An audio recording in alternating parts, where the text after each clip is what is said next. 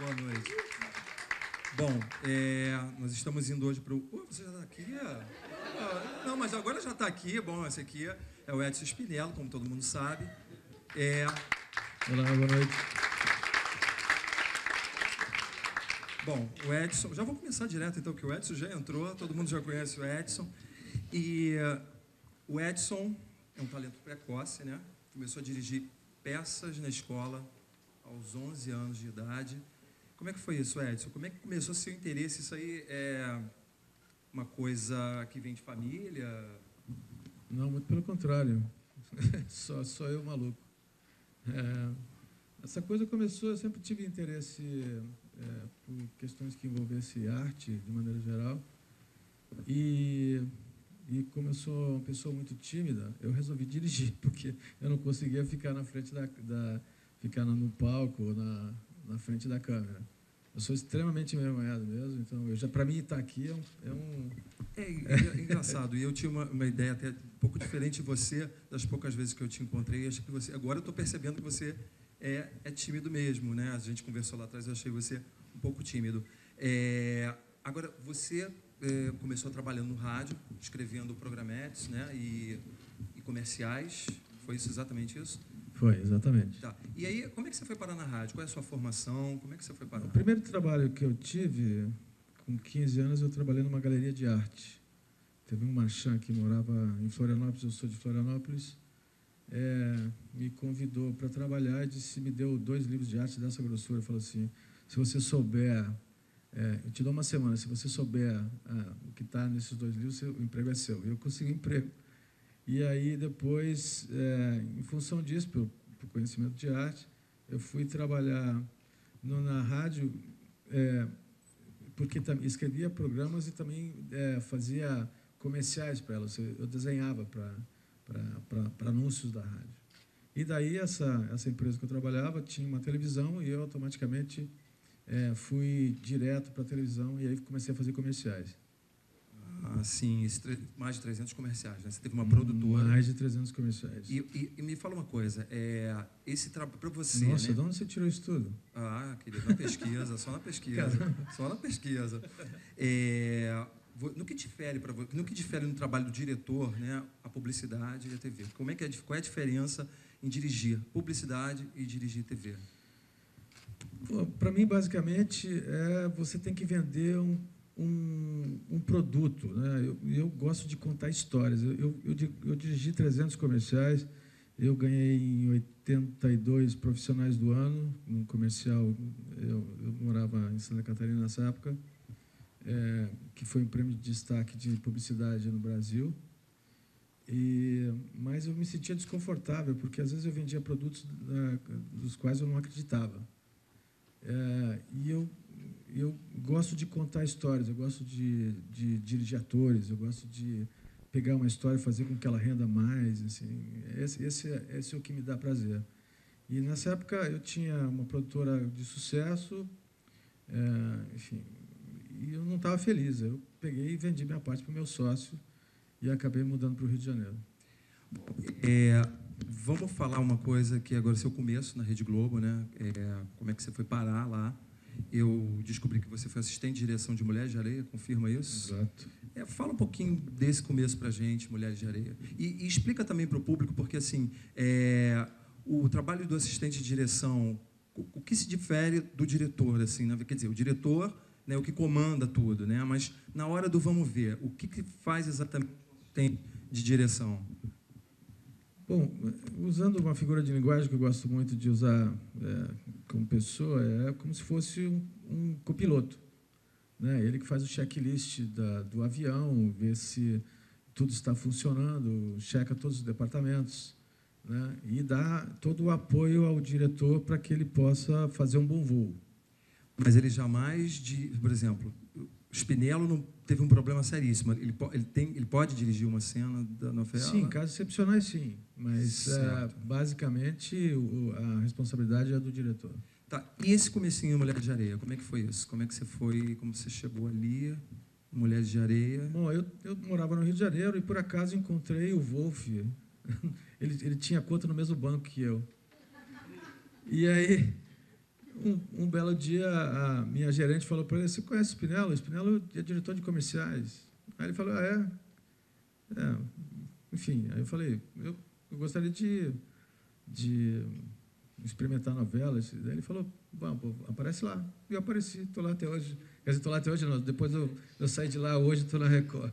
Primeiro você deu a sorte, depois mostrou seu talento, né? Foi bacana isso. Bom, em 97, aí a gente ainda falando do seu trabalho, em 97, você finalmente chegou ao posto de diretor, né?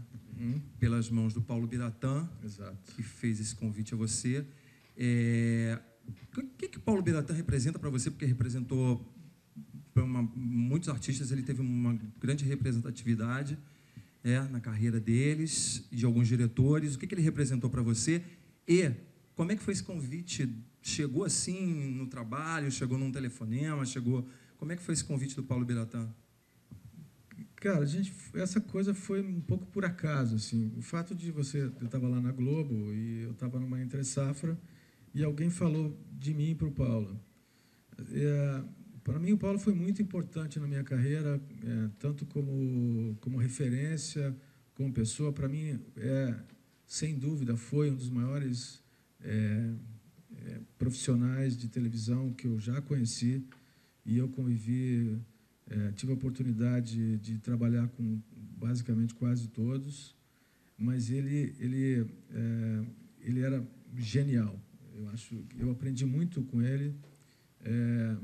E ele me convidou porque, assim, o Paulo tinha uma característica que era um pouco parecida comigo. Assim, a gente leva o trabalho muito a sério, né? Eu sou uma pessoa que é extremamente dedicado, eu sou focado no que eu faço, e para mim aquilo é muito importante. E quando a gente foi trabalhar junto, a gente se deu super bem e a gente ficou um bom tempo trabalhando juntos, e infelizmente veio a falecer, mas eu aprendi muito com ele.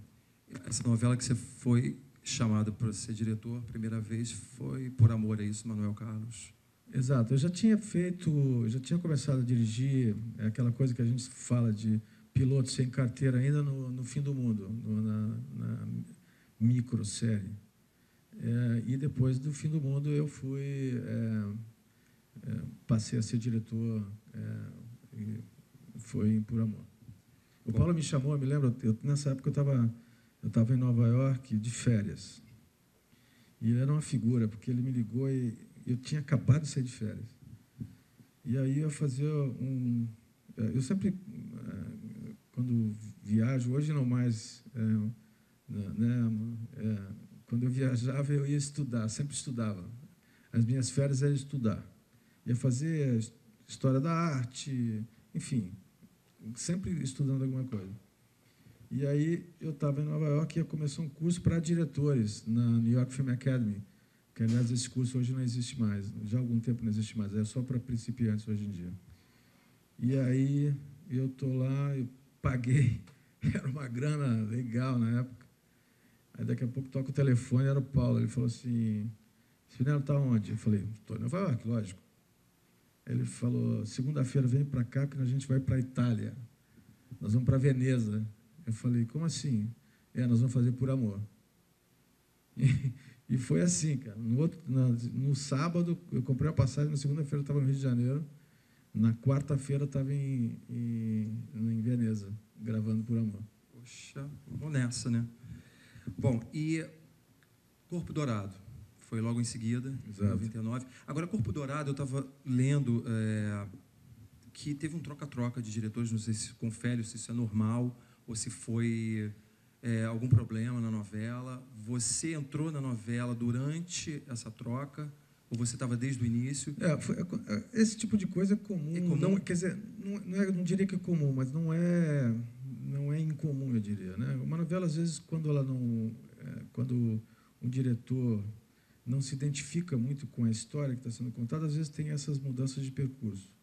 Nessa época, acontece que o Paulo Biratã, na época, ele passou a ter um cargo muito importante, então ele comandava todo o núcleo de teledramaturgia da TV Globo. E como essa novela tinha essas mudanças de percurso, ele me botou para porque ele confiava em mim, ele me botou lá para fazer o que ele achava que deveria ser feito. Bom, de Corpo Dourado, 99, Malhação. Malhação não estava indo bem, né? Na verdade, estava quase dando adeus à grade. Aí você entrou, ressuscitou Malhação. E como é que foi esse trabalho com esses atores jovens, né, inexperientes?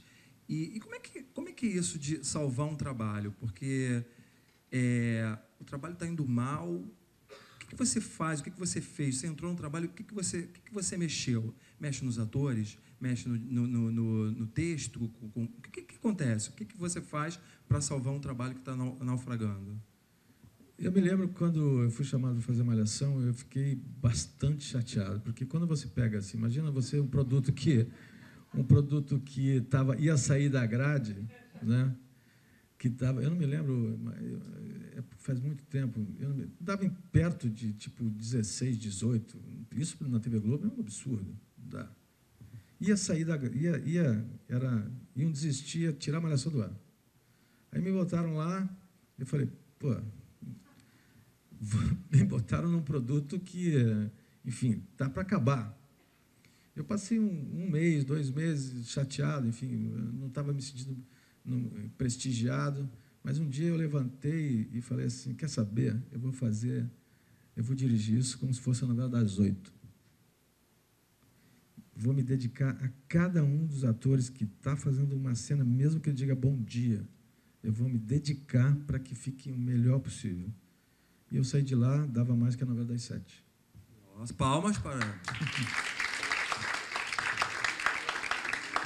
Claro que dava mais a novela das 7, evidentemente, em alguns momentos, né? Enfim, não sempre, mas eu entreguei, a Malhação está no ar até hoje. Eu fui o diretor que ficou mais tempo como diretor-geral de Malhação, fiquei quase 4 anos e meio.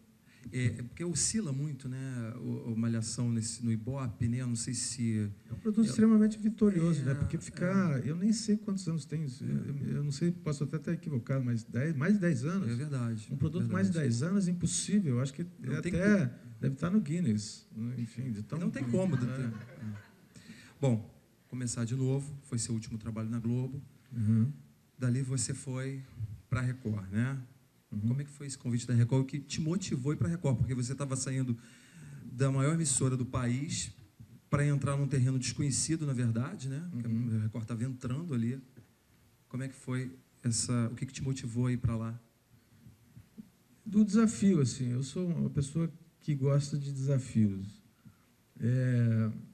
Muita gente me falou, nossa, você é maluco, você vai sair da Globo, você tem...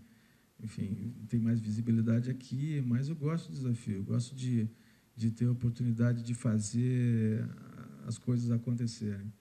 E aí, na época, o Irã me chamou para conversar, fez uma proposta, e aí eu topei a proposta, saí da Globo e fui para a Record. Você levou a equipe sua, não? Foi completo? Eu levei bastante gente que trabalhava comigo. Entendi. Porque novela basicamente, eu encaro como uma ópera popular. E é um trabalho de equipe. Uma equipe que trabalha em uníssono comigo tem grande possibilidade de dar certo a novela. Tem gente contigo daquela época até hoje? Tem gente que me acompanha. Eu nem sei quantos anos eu estou na Record, mas tem equipe técnica, muita gente trabalha... Está desde o início comigo. Bicho do Mato, seu primeiro trabalho na emissora, que foi um remake, né? Foi feito em 72. Exato. Foi isso. Exato. Bom, muita gente, alguns diretores falaram aqui sobre essa história do remake, porque geralmente os personagens ficam no subconsciente da pessoa, né? Fica martelando. Gabriela foi o último que falou sobre isso, foi o Mauro Mendonça Filho, porque foi difícil.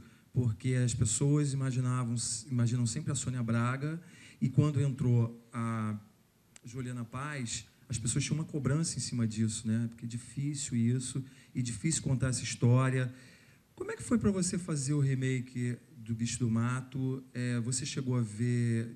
Teve esse problema com você? Teve esse problema na história? Você viu o material anterior? Não, absolutamente. Eu não tinha visto nada da novela, nem sabia...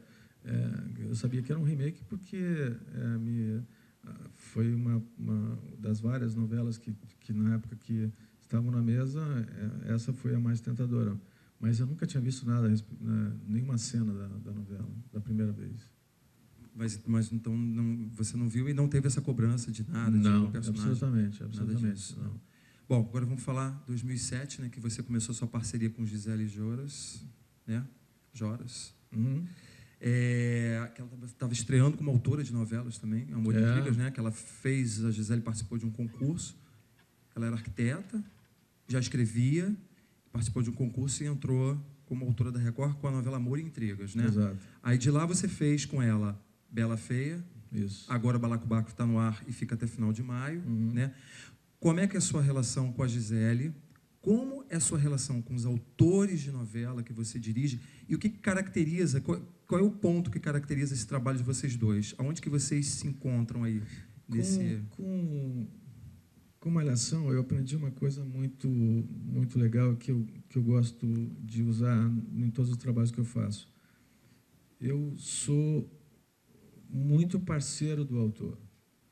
Porque como eu entendo que eu traduzo a palavra, né, que a palavra é literatura, eu dou vida ao que está escrito, eu preciso trabalhar em consonância com ele. E ele, idem, quer dizer, o fato de a Gisele nunca ter escrito nenhuma novela, ela veio com essa percepção de que precisava formar comigo uma parceria para que a gente chegasse no lugar juntos. E eu acho que isso foi o trabalho. Quando eu trabalhei na Globo, eu trabalhei com o Manuel Jacobina e eu trabalhava nesse sentido também. A André Maltaroli, que já faleceu também, era o mesmo caminho. Quer dizer, eu acho muito importante, não dá para você só ser o tradutor frio da palavra.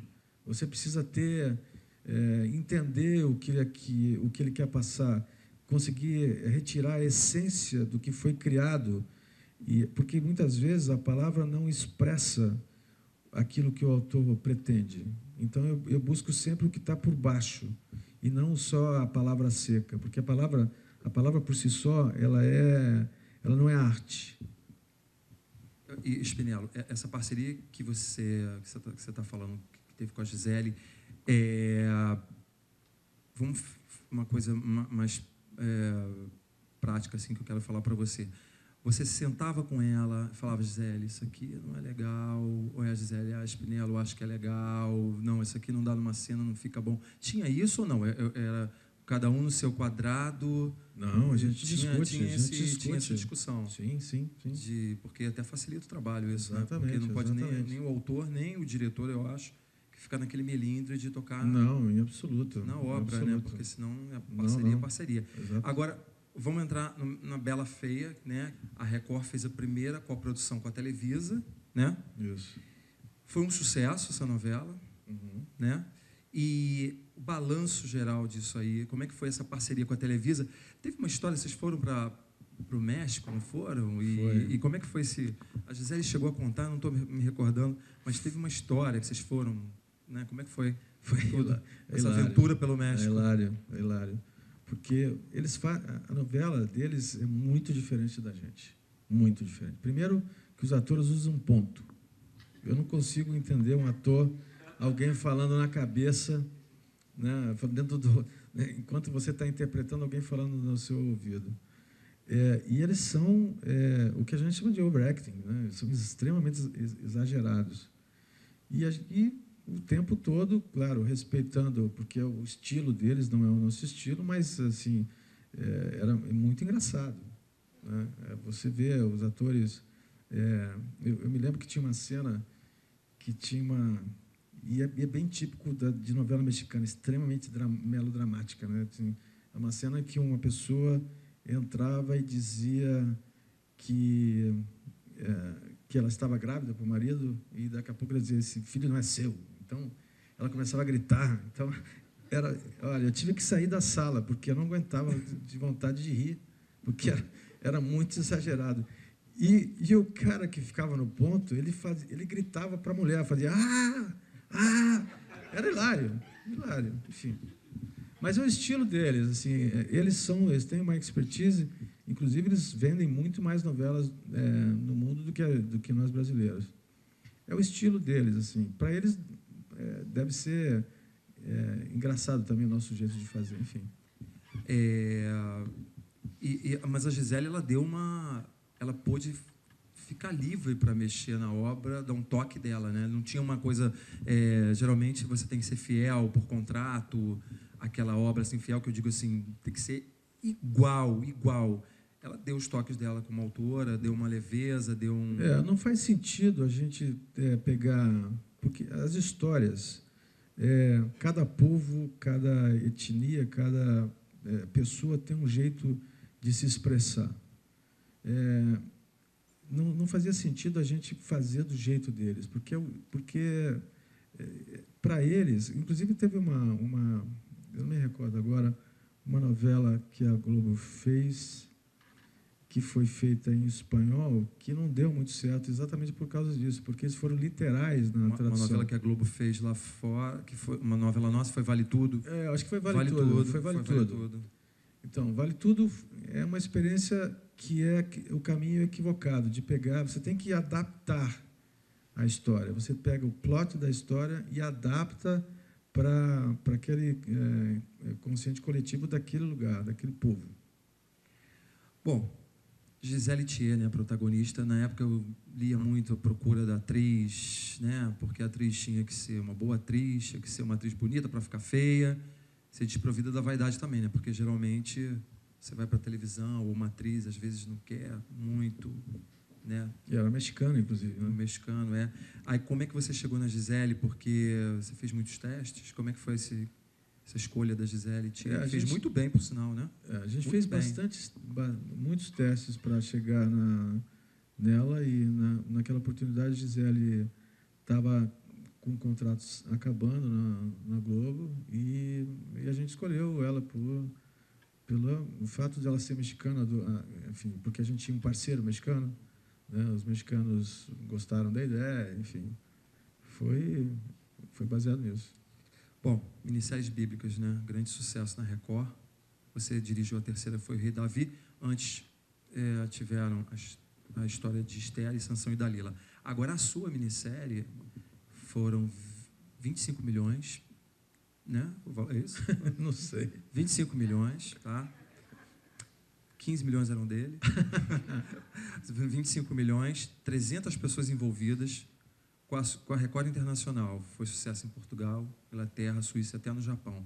Agora, como é que conduzir um circo, sabe que eu vou falar num bom sentido, um circo desse, com tanta gente envolvida, com tanto ator envolvido, comandar esse circo todo? Como é que você fez? Porque dirigir uma novela já é pauleira. Dirigir uma minissérie... Série é uma coisa que qualquer diretor que faz novela gostaria de fazer, porque é uma coisa mais artesanal. A gente cuida um pouquinho mais, tem mais tempo para fazer. Rei Davi foi também, mais uma vez... quer dizer, Bela Feia, por exemplo. Bela Feia seria o primeiro de uma parceria com a Televisa, e eu acabei fazendo um produto de sucesso, e a parceria, enfim, se estendeu. Rei Davi também seria a última das séries. Então, essa história foi escolhida porque, enfim, era uma grande história, então queriam encerrar com chave de ouro. Rei Davi acabou sendo um grande sucesso, tanto é que depois disso veio José do Egito, que agora está no ar. E comandar, para mim, foi muito... Eu gostei muito de fazer, porque envolve época, figurinos diferentes. Eu busquei caracterizações que não são comuns nesse tipo de...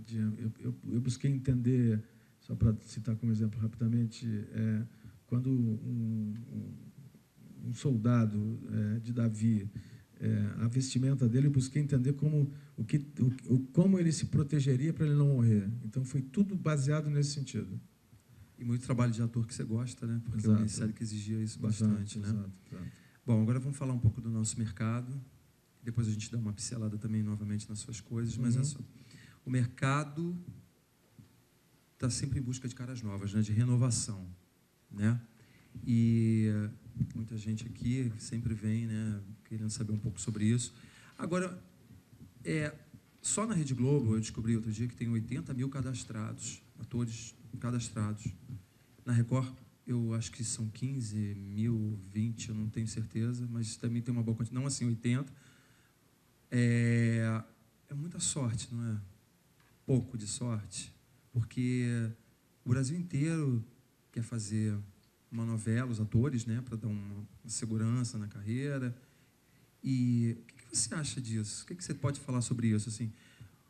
Porque às vezes eu encontro as pessoas também e eu falo, pô, você vai ser ator, não desmerecendo a profissão, não, porque eu também sou ator, mas pô, muita gente, o mercado não para de jorrar gente, fica todo mundo querendo trabalhar. E eu vejo essas emissoras com 80 mil cadastros, é sorte. Talento também, mas muito mais sorte do que talento, às vezes. Eu acho o seguinte, assim, quando eu às vezes faço workshops para atores, eu dou um exemplo que é o seguinte, eu acho, todo mercado, se você for ver, o mercado de dentistas, o mercado de médicos, o mercado de advogados, tem muita gente disponível. Agora, os bons se sobressaem. Essa peneira natural existe em qualquer profissão. Agora, como é que você quebra ela? Se preparando, eu acho. Eu costumo dizer o seguinte, porque tem gente que foi porque é parente de alguém, ou porque é bonitinho, ou porque é bonitinha, etc, etc. Eu sempre digo o seguinte, eu não sei exatamente quanto tempo eu trabalho em televisão, mas mais de 20 anos, esses que tiveram essa oportunidade desaparecem, porque se não está preparado, não fica. Eu digo assim, é como se fosse, um trem que passa 3 vezes. Na primeira vez, você entra, teve sorte, o trem parou na sua frente, você entrou. Ok, aí o cara chega, cadê seu ticket? Ih, não está aqui. Você salta. Se você não tiver o ticket nas próximas 2 vezes, ele nunca mais passa. Eu acho que você tem que... Eu sempre digo o seguinte, quando eu fiz esse curso, que acabou que a gente nem... Depois o Paulo Biratã, naquele curso que eu falei antes, que eu ia fazer, que eu tive que voltar, o Paulo Biratã acabou pagando o curso para mim, porque eu perdi o dinheiro, enfim. E eu fiz um média-metragem com atores americanos lá. E a diferença é brutal deles para a gente, porque eles são extremamente dedicados. Você pega um ator de lá, você dá uma referência para ele, Lolita de Nabokov, o cara sabe do que você está falando. Se você falar para a maioria dessas pessoas que estão na fila quem é Lolita de Nabokov, oi? Aí como é que você quer? Como é que uma pessoa dessa quer um espaço, quer um... Você tem que, no mínimo, saber do que se trata a sua profissão. Mas você acha que essa falta de informação, essa falta de estudo, são as escolas que não preparam os atores o suficiente, né, para dar essa base? Ou você acha que isso independe? O ator tem que ir lá, correr atrás. Tem gente que nem escola tem, e de repente se vira, estuda. Não, porque, assim, tem uma coisa que a gente tem e eles não têm. A gente é muito criativo, a gente sabe, enfim, improvisar, a gente é espontâneo. Eles são extremamente técnicos. Se a gente um dia, eu sempre digo isso, se um dia os atores brasileiros conseguirem conciliar a espontaneidade com a técnica, seremos os melhores do mundo. Está faltando. Está faltando. Está faltando. Porque, assim, eu vejo muito ator que chega em mim que não tem conhecimento. Assim, quero ser ator, ok. Matéria-prima, quer dizer, não tem nada. Bom, aí tem que correr atrás mesmo, senão não dá certo. Bom, eu conversando com uma veterana, eu conheço muitas atrizes veteranas, assim, e... Eu também. Muitas veteranas. Tem alguma atriz veterana? Eu conheço muita atriz veterana, grandes atrizes, e a reclamação que eu escuto sempre é que não existe bons papéis para elas na idade delas, né? Na terceira idade, enfim. Aí a gente vê muita cara jovem na televisão, né? Essas caras jovens na televisão, é o mercado publicitário que exige, que pede essas caras jovens, Ou é o público que gosta dessas caras jovens? Ou não tem nada a ver isso que eu estou falando? Não, eu acho é verdade em parte. Mais uma vez cai naquilo que eu falei. Assim, se você for ver, nós somos um país basicamente jovem. Então, um país basicamente jovem, sendo o maior número da população jovem, faz com que se criem papéis mais para atender a essa necessidade. Se você for na Europa, na Inglaterra, tem mais papéis para mulheres mais maduras do que tem no Brasil. Mas eu acho que isso é uma característica dos lugares. Mas, de qualquer maneira, no mundo, existem poucos papéis para... Mas é uma coisa que você está falando que eu acho que as pessoas não pensam muito assim, não. É uma coisa bacana que você está falando, porque as atrizes não comentam nesse sentido, elas não, acho que não têm essa percepção. Nosso país é um país que tem muitos jovens e aí a oportunidade para o jovem é maior. Elas não pensam muito assim. Mas você está dando um toque importante. É natural, eu acho. É natural que cada um quer enfim, não, ter claro. espaço para se mostrar. Bom, o Dente Carvalho veio aqui e se definiu como um diretor de conflitos urbanos e humanos. Ele é especialista em cenas de separação. Né? Uhum. Como é que você se define como diretor? Você tem isso? Uma coisa só? Eu sou um diretor, sei lá. Não, eu sou um diretor que está junto com o ator, eu acho. Eu sou um diretor que está ali para poder fazer com que o ator dê o máximo de si. Eu acho que a palavra que mais, na minha opinião, define melhor diretor é a palavra italiana que chama maestro, que é o maestro de orquestra, que é o regente que diz para o violinista com a mão, seja mais enfático nesse momento, para ele brilhar. Eu gosto, eu tenho muito prazer em ver os atores brilhar. Eu não sou um diretor que quer ser... Enfim, eu me contento, fico feliz vendo um ator brilhar.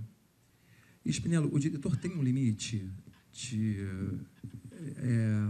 Ele tem um limite para o trabalho? Ou ele, assim, como ele é o diretor, ele é o maestro de tudo, ele pode meter a mão em tudo ao redor dele? Ou você sempre tem assim, não posso, esse cara é da luz, não vou meter Não, a mão nesse absoluto. cara. Eu sou diretor, no meu caso especificamente, eu sou diretor geral. Então sou eu responsável. Tudo que é feito na minha novela passa por mim. Quem trabalhou comigo, que está aqui me ouvindo, sabe que isso é verdade. Eu decido a sombra, o batom. Se eu não gostar, eu mando trocar. A roupa, tudo. Porque, assim, se eu quero ter o controle, se eu quero ser eficaz, eu tenho que comandar tudo. Então, nesse sentido, não tenho limite, não. Entendi. Não, isso eu queria saber. Bom, quando uma novela é um grande sucesso, tem sempre aquela tradição que a próxima novela comece mal, porque as pessoas já começam a falar, não vou assistir a próxima novela, não vou gostar. Enfim, isso aconteceu agora, né, quando teve a explosão da novela das 8, foi... Avenida Brasil. Avenida Brasil. Todo mundo já fala, não vou assistir a outra e tal. Você já passou por isso? Assim, uma novela que você tenha feito... Não, uma novela anterior à sua com muito sucesso, você veio logo em seguida e... Isso te aflige um pouco? Não, isso aí um pouco na cabeça das pessoas? Não, porque eu não baseio... O meu trabalho, eu me baseio pelo que eu acho que é correto. Eu, por exemplo... desde que eu trabalho na Globo, eu não assisto novela que eu faço no ar, eu nunca vejo no ar. Eu não olho Ibope. Então, eu vou pela minha cabeça. Se eu acho... Eu aprendi uma coisa com o Wolf, aliás, que me deu a primeira oportunidade, que eu uso muito e passo para os meus assistentes, para os diretores que trabalham para mim. Uma vez eu estava fazendo uma cena e disse assim, Spinello, se você fizer uma cena e você achar que a lavadeira que trabalha em Rondônia não entendeu a cena, faça de novo. E é isso que eu baseio meu trabalho, porque, para mim, novela é ópera popular. E receita de sucesso para novela não existe, eu acho, né? Mas você tendo... Se existisse, todo mundo usava. Mas você tendo bons atores, um bom texto, um bom diretor, você tem meio caminho andado, né? Eu acho. E tem mais algum elemento que você acha fundamental? A gente está falando que não tem, né? Senão...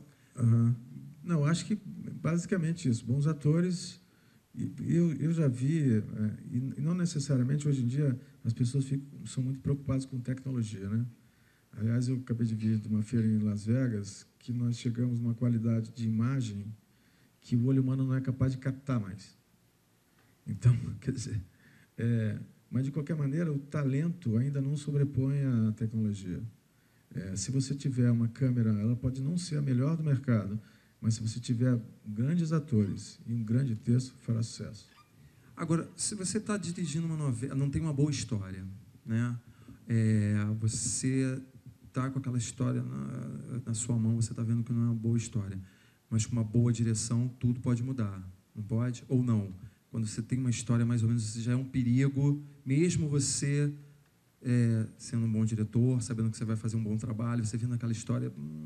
Eu acho que uma má história é difícil você recuperar. Você pode, digamos, fazer com que ela passe ilesa, eu diria.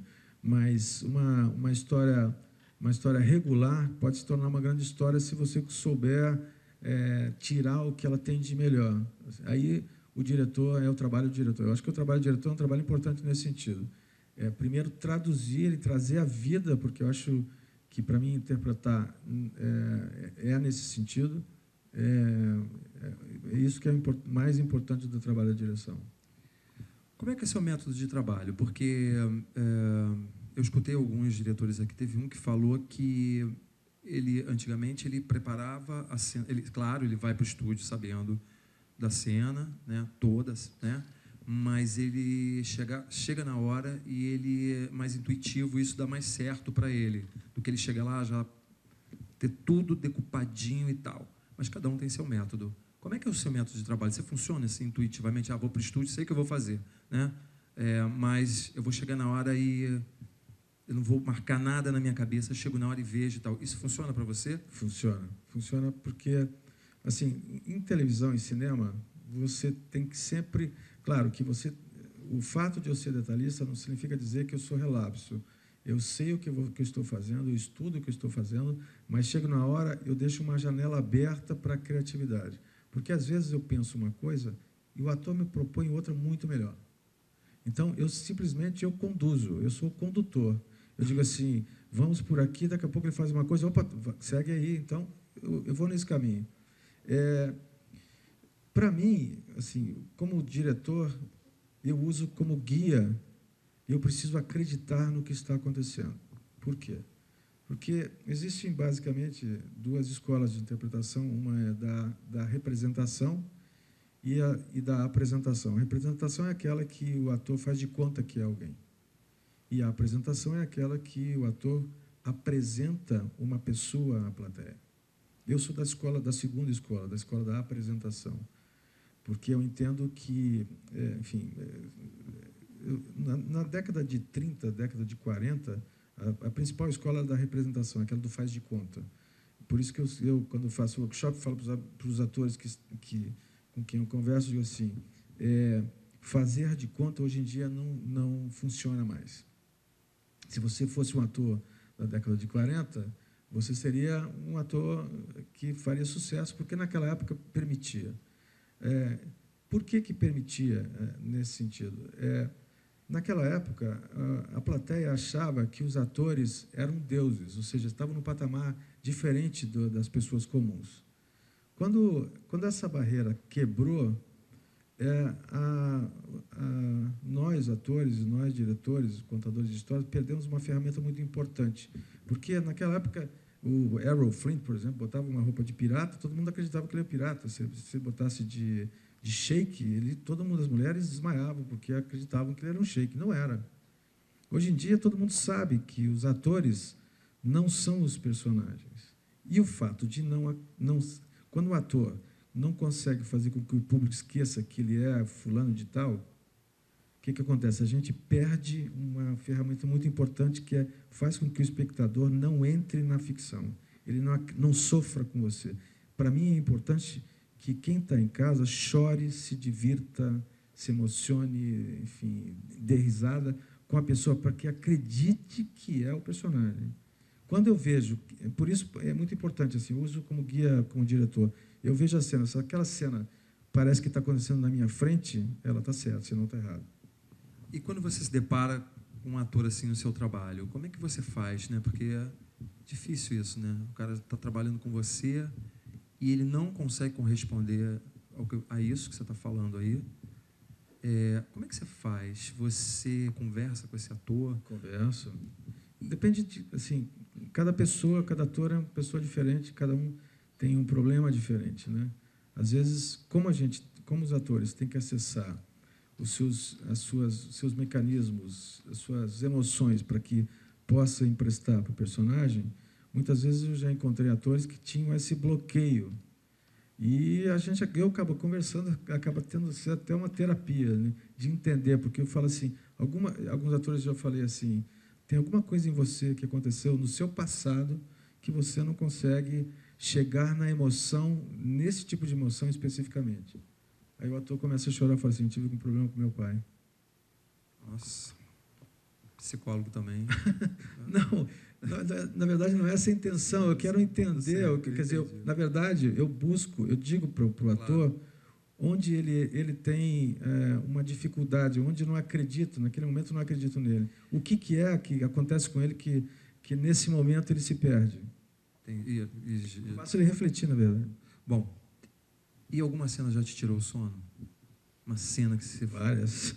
Você pode contar alguma para a gente? Uma mais próxima ou não? Por que te tirou o sono? Se não lembrar, também tudo bem. Não, a cena que eu fiz que Davi vê Batseba pela primeira vez no... enfim, foi uma cena que me tirou o sono, porque eu tinha que mostrar aquilo de uma maneira que não fosse vulgar, porque a vulgaridade eu acho muito ruim, assim, principalmente nesse aspecto assim, que envolve nudez feminina, porque também a tradição é impressionante, não sei se vocês percebem isso, não tem um filme nacional que não tenha uma trepada, impressionante, não consegue fazer filme sem trepada. Então, ao fazer uma cena de nudez, eu queria que isso fosse mágico, que fosse exatamente passar a impressão dessa pessoa que viu não uma mulher nua, mas uma beleza, uma Afrodite em pessoa reencarnada ali. E para mim foi difícil, para minha mulher também foi, para a Renata. Então eu acho que essa cena especialmente me tirou o sono, mas ficou muito bonita. Já que você tocou no nome da Renata, né? Como é que é trabalhar com a esposa? Porque isso é complicado às vezes, né? Porque, quer dizer, complicado. Como é que você separa isso na hora de uma gravação? Porque às vezes você quer dar um toque e às vezes pode haver a mistura na cabeça dela ou na sua e levar um pouco da... É difícil não levar um pouco da casa para ali, né? Não, cara, é impressionante. Como é que é isso? Não, a gente... Eu nem acho... quando eu trabalho com ela, para mim é uma atriz qualquer. Mas então... Se tiver que chamar uma atençãozinha básica, tudo bem, né? Chama. Tudo bem. Então, tá. Não, porque é difícil, né? Estou falando isso porque eu acho que é difícil, né? É difícil isso, né? É uma coisa complicada. Bom, suas referências artísticas de filme, diretor, e fala para a gente também dos autores interessantes que você curta. Então, eu adoro Stanley Kubrick, Coppola, enfim, todos os clássicos, né? Fellini, enfim. Como eu sou descendente de italiano, então eu já tenho uma certa predileção por esses diretores. O que eu acho muito legal da minha escola de interpretação, que é a escola da apresentação, é uma atriz que já faleceu, inclusive, que escreveu um livro muito bom, que é muito usado pelos atores americanos como método de trabalho, que é Respect for Acting, da Uta Hagen. Acho que, para quem é ator, acho que não deve ter tradução em português, para quem fala inglês é legal. Eu acho que, como referências que eu posso dar, são basicamente essas. E aqui, assim, dos nossos, assim, quem que você citaria, um autor, por exemplo, que você goste, nosso, assim, que você acha uma referência para a gente, para a classe, um autor nacional? Tem uma pessoa assim, ou você também prefere não? Já que assim, você conhece tanta gente, aí não entrar nesse mérito. Né? Eu diria que se você cita um, acaba esquecendo de outro. Pois é, então vamos pula. Bom, como é que é o seu critério? Bom, é isso mesmo. Como é que é o seu critério na hora de escolher um ator num teste? O que você... Porque outro dia o Denis comentou aqui que às vezes o cara, ele leva em conta quando vai ver um teste que o cara está nervoso, mas ele percebe que tem alguma coisa naquele cara que tem um brilho, alguma coisa, e ele não... A gente, ao longo do tempo, acaba adquirindo esse tipo de expertise, eu acho. Para citar o caso da Bela, a Bela Feia, o Bruno Ferrari fez o teste para o personagem e o Roger Gobet fez o mesmo teste. O Roger Gobet fez muito bem o teste e o Bruno fez muito mal o teste. E eu escolhi o Bruno. Por quê? Porque vi nele possibilidades que se adequavam ao personagem. E tanto é que deu super certo. É uma loucura isso. A Heloísa Perseu outro dia comentou comigo: Cacau, nunca passei num teste na vida. Nunca. Mas olha só, tem que lembrar né? disso, às vezes, assim. Na maioria, eu posso falar por mim, não posso falar pelos outros. Quando eu vejo um teste, eu não levo em conta se a pessoa sabe o texto. O que me interessa é a energia dela. É essa energia que me interessa. E às vezes, várias vezes já vi testes que a pessoa esqueceu o texto, parou, gaguejou, enfim. Mas eu achei muito interessante e chamei a pessoa para fazer o personagem. Porque é isso que interessa, entendeu? Para mim, o que torna uma grande... O que a palavra ganha força quando você bota uma energia em cima dela. Você bota uma emoção em cima dela. Por que Shakespeare faz sucesso até hoje? Porque cada um que, apesar de a gente ter visto vários Romeus e várias Julietas, a gente continua indo assistir, por quê? Porque a gente quer ver a pessoa, como ela faz Julieta, como ela faz Romeu. Então, o que a gente busca é personalidades, pessoas que... O artista é aquele que vê o mundo de maneira diferente. Então, a gente busca atores que veem o mundo de maneira diferente. A gente quer ver Julietas que amem diferente. Então, é isso que a gente busca nos atores. É isso que faz com que os atores se destaquem. É a maneira de ver o mundo. Eu ia te perguntar agora como é que você... Qual é o seu critério, o que faz um ator se sobressair? Você já mais ou menos falou um pouco, né? Eu acho que é isso. Assim, né? Acho que isso aí. A maneira com que vê o mundo é que torna... Porque artista, não adianta você decorar. Eu recebo muito currículo de atores que dizem assim, fiz Circo de Soleil, Teatro Soleil, fiz Peter Brook. Aí você acha que o cara é uma sumidade. Aí ele vai fazer o teste, ele é muito ruim. Então, não adianta só ele adquirir a técnica, estudar a técnica, se ele não entende. Né? Para mim, interpretar é viver. A palavra que define interpretação é viver. É você trazer à vida um personagem. Você dá vida a ele. E, Spinello, vamos até falar sobre isso um pouquinho também, dessas pessoas que vão até à procura de você para uma oportunidade. Você fica incomodado com isso? Quando as pessoas te abordam, de jeito nenhum. Querem mostrar que sapateiam, cantam e dançam? Não. Tem muitos atores, muitos diretores que se incomodam. Não me incomoda, sabe por quê? Porque é meu trabalho. É meu trabalho. Eu sempre estou em busca de bons atores. Às vezes você pode encontrar na rua, é normal. Porque tanta gente também, né? Até porque eu estou aqui, porque um dia eu encontrei com alguém. Eu encontrei com o Wolf no banco. Então, pois é. A gente dá o que a gente recebe. É importante isso. Como é que você lida com ego? Obrigado. Carlinhos Jesus é meu claque. Olha só, como é que você lida com o ego dos atores? Porque é difícil. É difícil, É né? difícil. Uma novela que tem muitas estrelas, uma novela que às vezes, porque você tem uma novela que tem muitas estrelas, às vezes você não consegue, né? O autor, às vezes, não consegue dar um... Mas é engraçado que eu falo o seguinte, ego é uma coisa ruim, né, de se administrar e de se lidar. E o que é muito impressionante, que os grandes atores não têm nenhum. São extremamente gentis, são extremamente receptivos,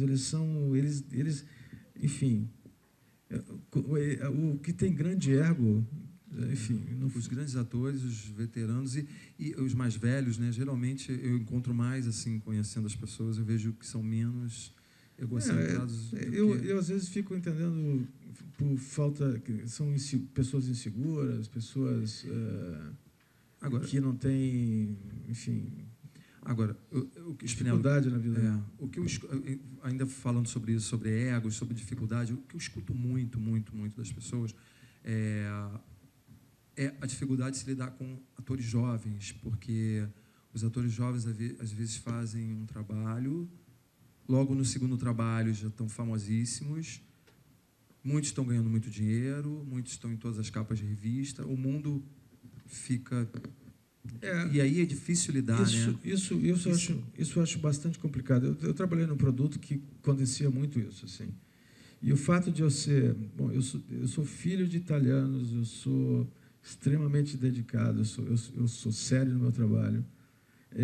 E encontra gente que está iniciando a vida jovem, enfim, ganha uma oportunidade no veículo que é o veículo que está em primeiro lugar na audiência, e ele acaba de um dia para o outro se tornando uma pessoa que não pode sair na rua, que todo mundo quer abraçar, tirar foto, as meninas, todo mundo quer abraçar, enfim. Isso sobe a cabeça da pessoa. E eu tive que lidar muito com isso. E é difícil mesmo, assim. Eu acho que, inclusive, eu não diria nem só na Malhação que eu fiz, assim, que foi minha grande dificuldade, mas eu digo, mesmo nas outras novelas, tem atores que conseguem esse espaço na líder de audiência, e a partir do momento que passa a ser reconhecido na rua, ele acha que ele é o cara, ou seja, que ele já é bom ator. Não é. Não é. Ele só tem uma janela que ele tem mais evidência. Que significa dizer que ele é bom? Não. E aí tem muita gente que eu conheço que acha que, pelo fato de estar numa novela da TV Globo, acha que é bom ator. Absolutamente. E vamos falar um pouco de criança, porque também vejo acontecer muitas coisas com as crianças que fazem sucesso, elas entram muito cedo, fazem sucesso às vezes porque elas querem, porque elas têm o dom, aí fazem um teste, passam. Muitas vezes são os pais, né, que querem aquilo, e a criança acaba fazendo, enfim, vira um robozinho até fazendo. Mas aí ela faz um trabalho, não faz o seguinte, não faz o outro, ela entra numa frustração, a família inteira entra numa frustração. Qual é a sua opinião sobre isso, sobre essa história? E às vezes a criança vira a renda da família, a família toda para viver em função disso. Eu acho muito prejudicial para a formação da criança. Eu sou contra, na verdade, né? Filho meu não vai trabalhar com criança em televisão. Eu sou contra porque, primeiro, que dificilmente você vai encontrar um caso de uma criança que fez sucesso pequena e se manteve ao longo do tempo fazendo sucesso. São raros os casos. A maior parte, quer dizer, a grande maioria, se frustram, porque de crianças super conhecidas, daqui a pouco viram ninguém. Então, isso, para uma pessoa em formação, é um grande problema. E, principalmente, quando a família passa a depender dela, né?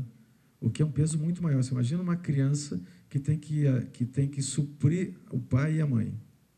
Olha o peso que ela tem. E a família se muda do interior, vem para o Rio, muda tudo, e separa do marido ou não, e fica uma confusão danada.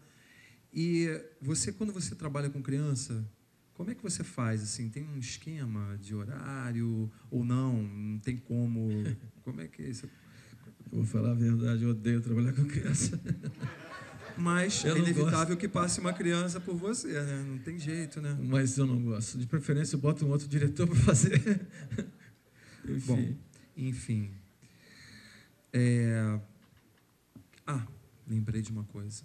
Semana passada saiu na Veja uma matéria sobre escalação, quebra-cabeça de escalação. Uhum. Porque agora os autores reservam os atores com muita antecedência. E aí, às vezes, a escalação acontece nos corredores, nos encontros. Ah, lembrei de você. Você está na minha novela. Aí o cara que estava já não está mais, porque esse entrou no lugar dele. Enfim, eu li sobre isso. Aí um autor disse que eles precisam... quer dizer, eu não sei, eu até acho que pode ter alguma coisa errada no meio do caminho aí. Mas um autor falou que faltam Brad Pitts e Julia Roberts brasileiros com carisma deles, porque talento tem muito, eles precisam dessas pessoas aqui. Então, na hora da escalação, é muito complicado. Mas é o que eu digo, o Brad Pitt ele tem talento, mas ele é muito dedicado, ele estuda muito, então essas coisas... Não, mas o que eu estou falando é o seguinte, eles estão em busca de as pessoas que têm mais carisma, às vezes, o que eu entendi, do que pessoas que têm talento, que dá uma assustada isso. Né? Eu vejo muitos autores, e é natural, porque é uma indústria. A indústria sempre tem medo de ousar. Eu como diretor, eu sempre busco ousadia. Eu busco sempre escalar atores novos, sempre dou oportunidade. Lancei muita gente que está hoje na TV Globo, que, enfim, nem vou citar aqui, que são vários. Então, é gente que é protagonista da TV Globo hoje. Mas é importante que a busca desses autores está sempre no fazer sucesso. Então, eles acabam escalando sempre as mesmas pessoas porque sabem que vai dar certo. Quer dizer, pelo menos eles acham isso. Isso, na verdade, não significa que vai acontecer, mas é uma briga hoje por aqueles atores que funcionam.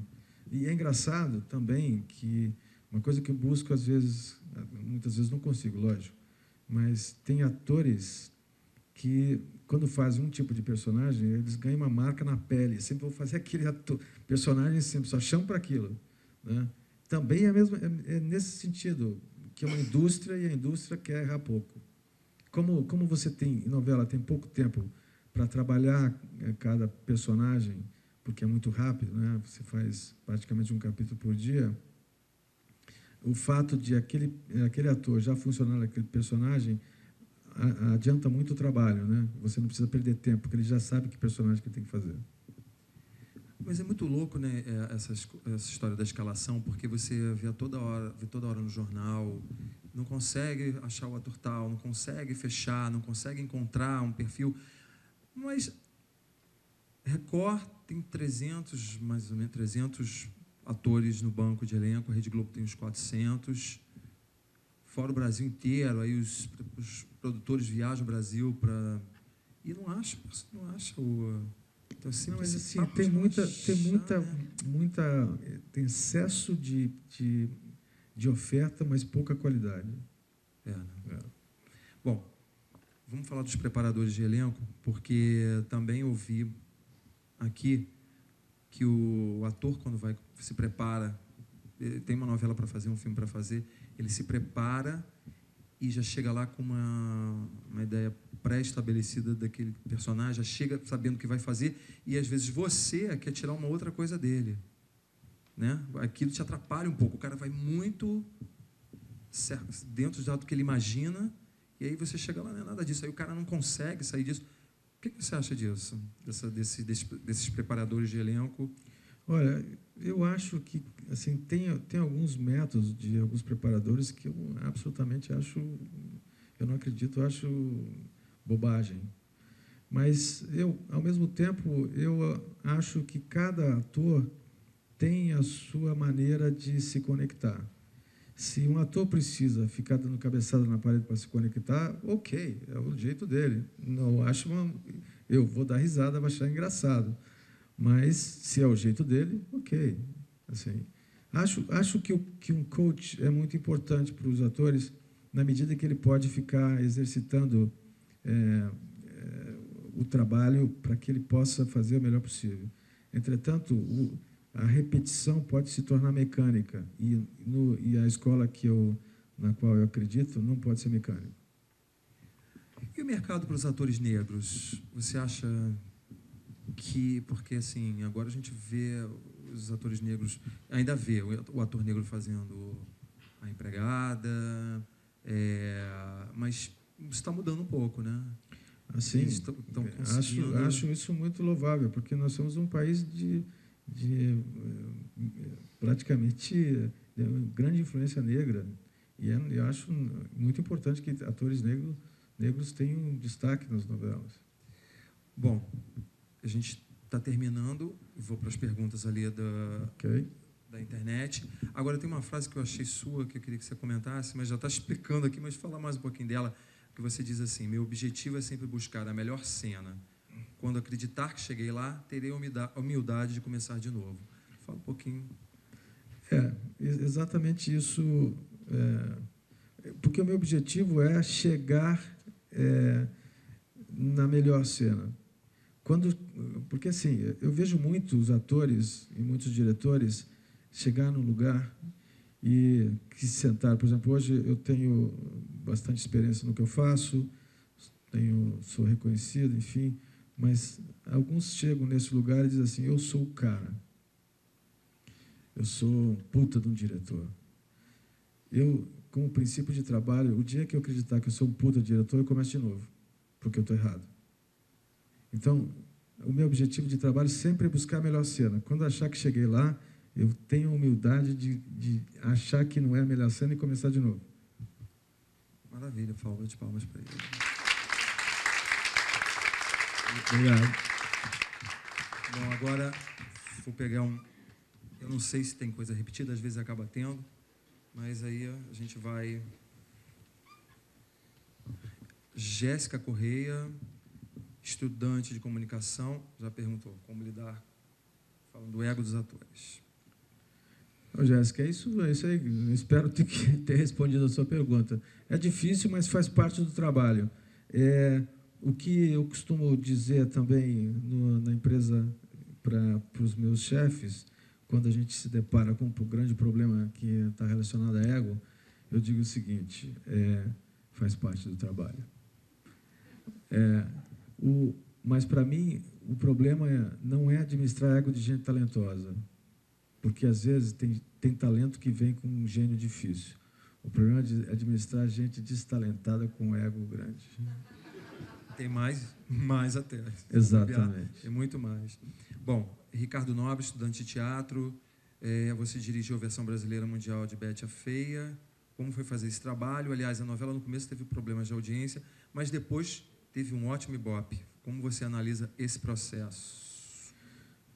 Ricardo, Bela Feia, ou seja, Betty la Feia, é um produto que é uma marca, né, mundialmente. Assim, fez sucesso no México, fez nos Estados Unidos, fez sucesso...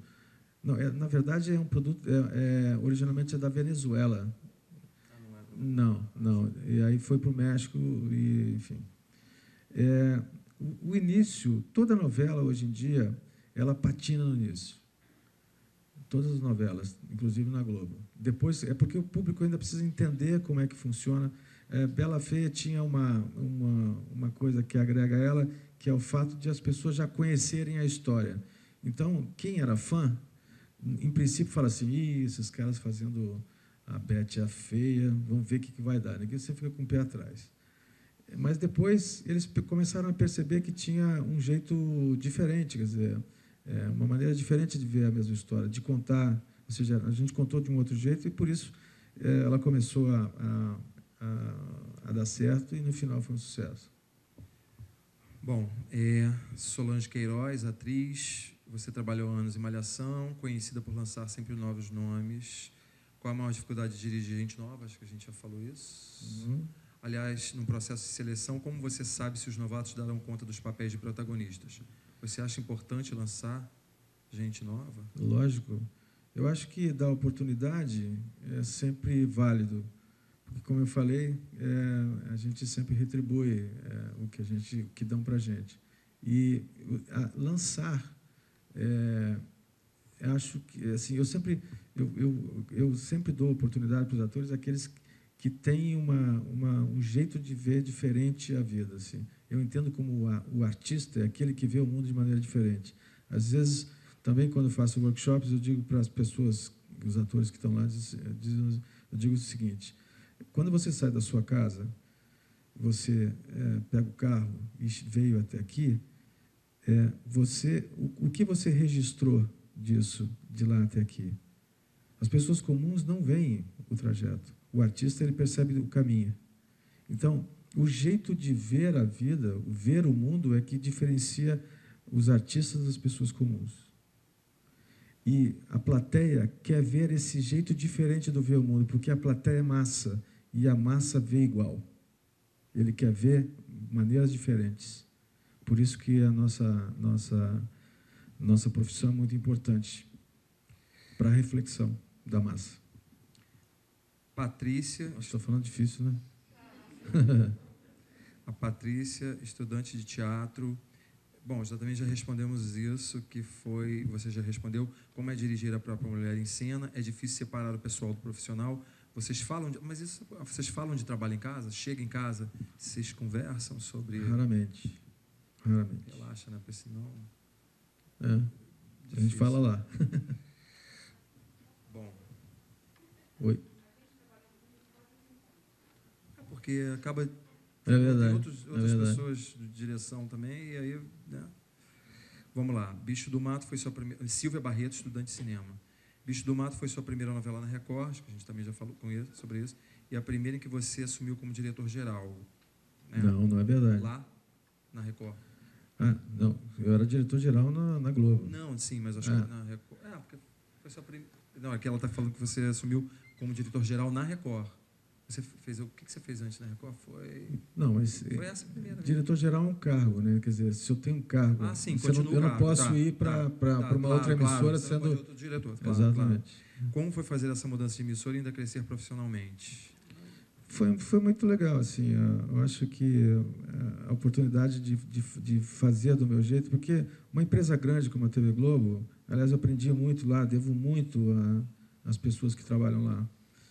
Wolf, Ricardo, Paulo Biratã, enfim, as pessoas são gente com quem eu pude trabalhar e aprendi bastante. Mas, ao mesmo tempo, num lugar grande, você acaba tendo menos possibilidade de visibilidade. Né? Na Record, você acaba tendo uma visibilidade maior, e isso fez com que esse convite fosse aceito, para que eu pudesse fazer do meu jeito. Assim. E a TV Globo também é uma massa. Né? Você acaba indo meio que a reboque das coisas que acontecem lá. Né? Enfim, tem um jeito já de fazer, fazem muitos anos a novela, então tem um jeito.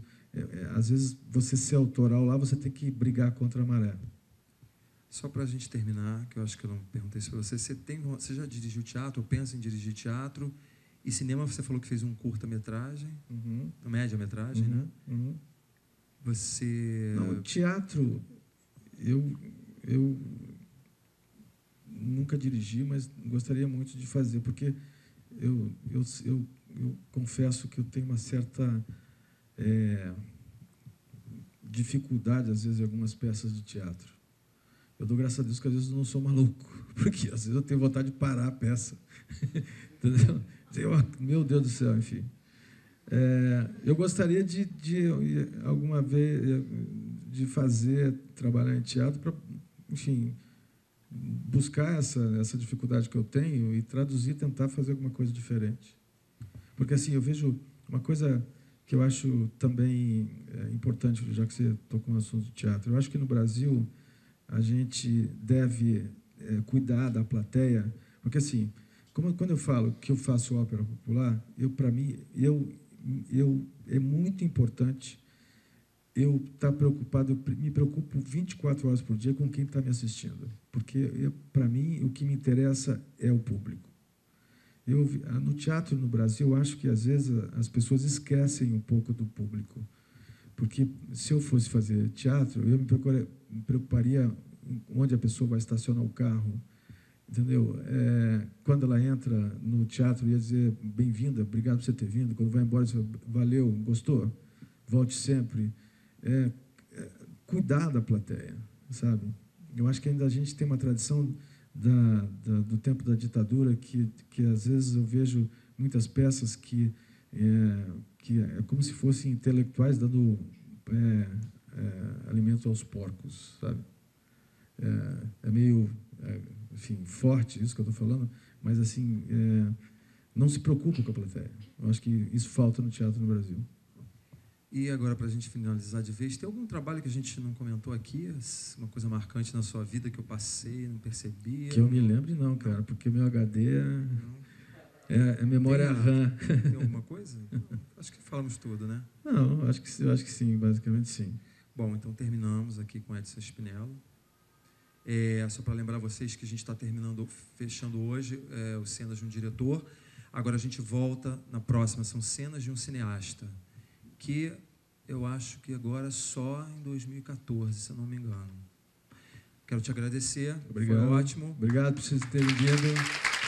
Obrigado.